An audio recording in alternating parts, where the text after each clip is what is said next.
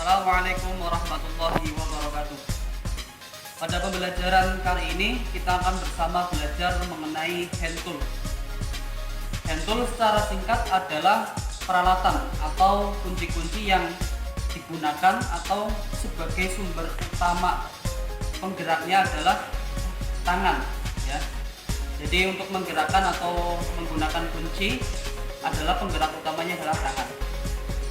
Kita bisa lihat sebentar beberapa hand tool yang akan kita bahas pada pertemuan kali ini. Untuk selanjutnya, setelah kita mengetahui gambaran sekilas dari hand tool, kita akan lebih spesifik belajar tentang hand tool tersebut. Yang pertama adalah kunci pas. Kunci pas dia berfungsi untuk mempercepat proses pengencangan dan juga pengendoran baut. Kemudian yang kedua ada kunci ring.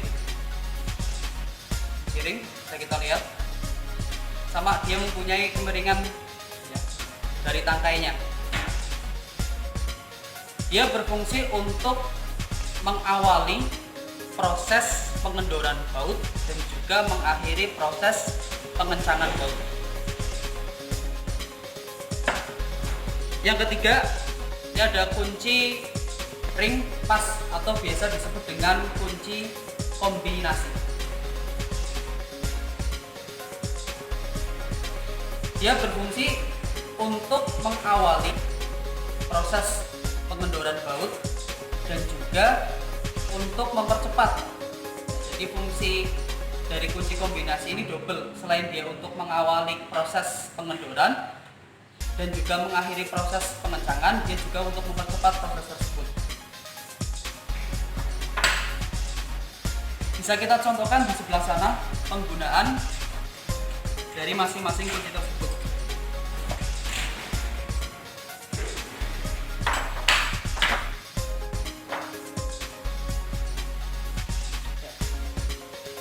Kunci pas kenapa tidak boleh digunakan untuk mengawali proses pengendoran? Karena bisa kita lihat dia bidang sentuh ke baut sedikit, ya. Ya, ini baut ada berapa sisi? 6. Sedangkan bidang sentuh dari kunci pas dia hanya sedikit, ya. Sehingga kalau digunakan untuk mengawali proses pengendoran, khawatirnya bisa merusak baut ini atau selek. Ya, kita bandingkan dengan kunci ring. Ya, kunci ring dia bidang sentuh terhadap baut lebih banyak, sehingga ketika kita mengendorkan baut tersebut, ya, untuk mengawali, maka lebih aman dan menghindari baut tersebut selek atau rusak. Ya, untuk penggunaannya, ya, ini ya, atau ketika masih agak keras, kita bisa sambil digedor kayak gini, ya, untuk memperbesar momen. Ketika sudah kendor, maka untuk mempercepat proses pelepasannya kita gunakan kunci pas.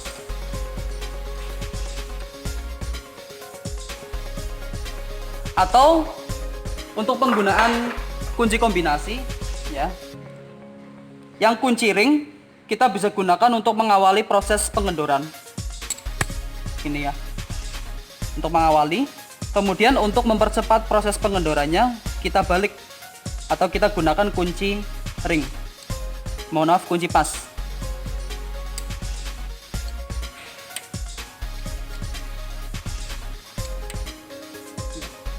Itu sekilas penggunaan kunci ring, kunci pas dan juga kunci kombinasi.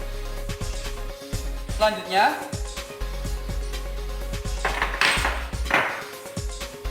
kita akan belajar tentang kunci sok, ya. Kunci sok bisa lihat sebentar di sini. Kunci sok ada berbagai macam ukuran, dari yang kecil 8, 9 sampai yang paling terbesar adalah 32 ukurannya, ya. Kemudian detailnya dalamnya, ya. Ini biasa disebut juga dengan kunci sok segi 6 double. Kemudian yang saya pegang ini, ya ini namanya ratchet. Ya, ratchet. Dia untuk mempercepat proses pengendoran dan juga pengencangan baut. Cara penggunaannya,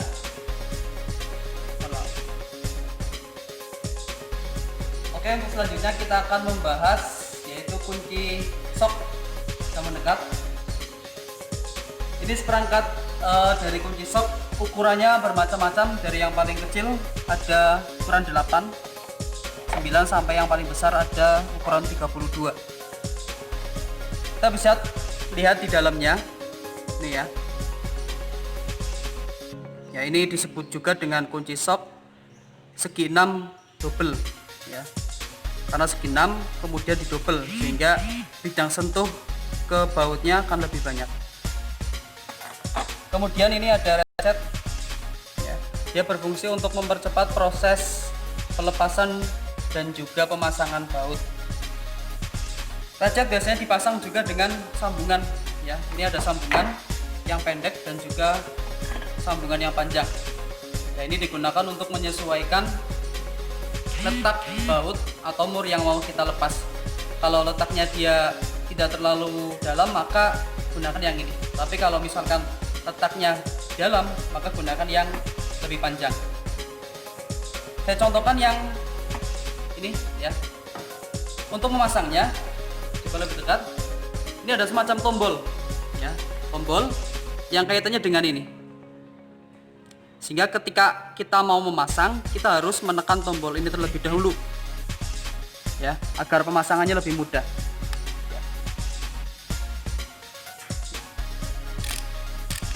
Kemudian sini ada selektor ya. Untuk mengencangkan kita posisikan dia ke kanan ya. Ini berarti kita mau mengencangkan baut. Kemudian untuk pengendoran kita geser posisi selektornya ke kiri ya. Oke. Kemudian di sini ada batang universal ya. Ini digunakan untuk melepas baut yang kekencangannya lebih sehingga membutuhkan momen yang lebih besar. Kita bisa lihat bandingkan dengan ratchet ini ya, dia batangnya lebih panjang sehingga momen yang dihasilkan untuk melepas baut tersebut lebih besar juga. Kemudian di sini ada sambungan shock universal. Ini untuk melepas baut atau mur yang tidak terjangkau oleh sambungan. Ya, tidak terjangkau oleh sambungan. Kalau sambungan dia melepas baut atau mur yang posisinya lurus.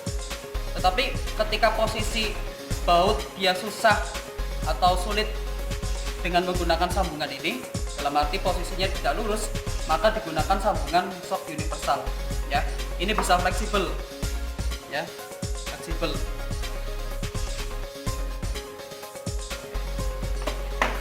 Contoh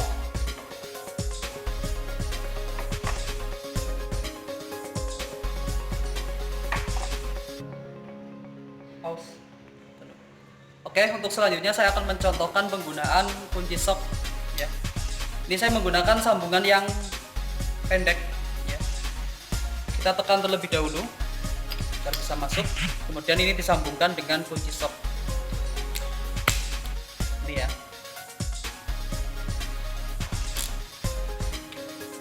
Kan? Saya akan mendori atau melepas baut ini sehingga posisikan dia selektor ini pada posisi kiri ya. Ya.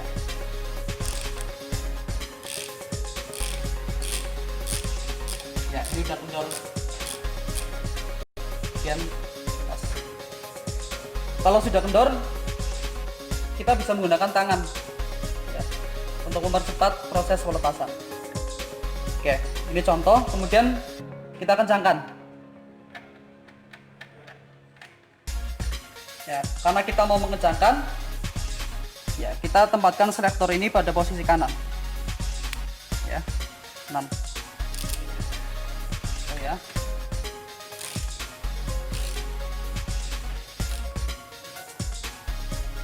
Ini. Oke.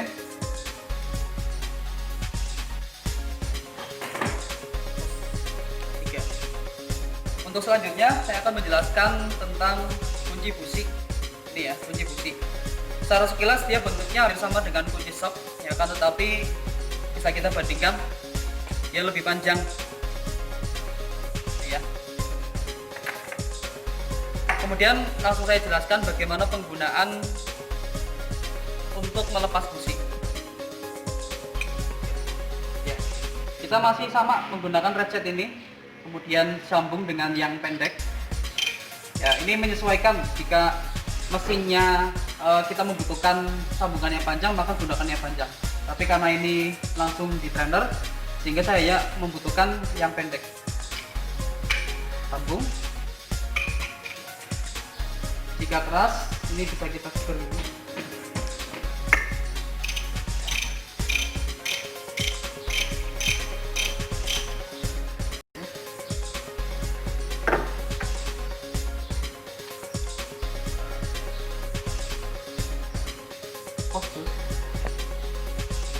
Ya, ini kita yang melepas busi, ya.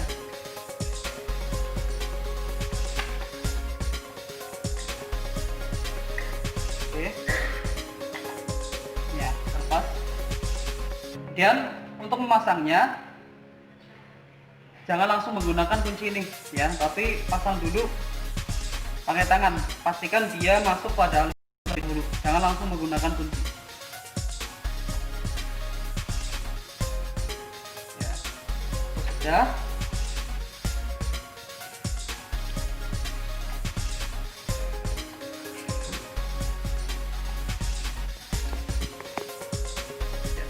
Kemudian untuk menjangkan, jangan lupa ini kita geser, ya, dan ya, untuk busi jangan terlalu kencang, ya.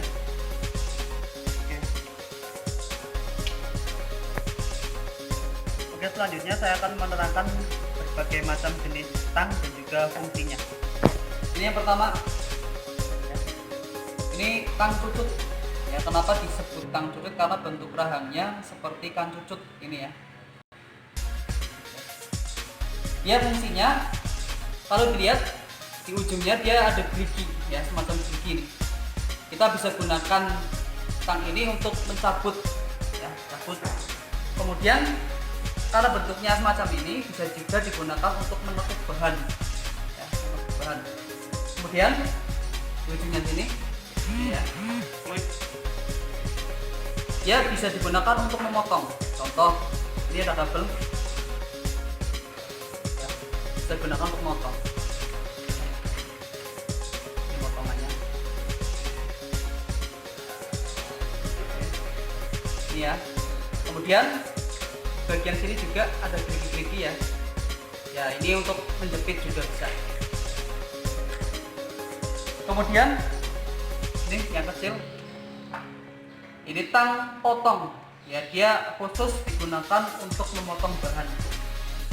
Ya, bentuknya kecil. Contoh, ini, ya, tang potong. Kemudian selanjutnya ada tang kombinasi. Ya, tang kombinasi ini dia multifungsi, ya, bisa digunakan untuk memotong bagian tengah. Kemudian untuk menjepit bahan, kemudian bagian ujungnya dia bergerigi, ya, untuk memegang sesuatu bisa. Sebagai contoh, ini tak contohkan yang buat memotong, ya.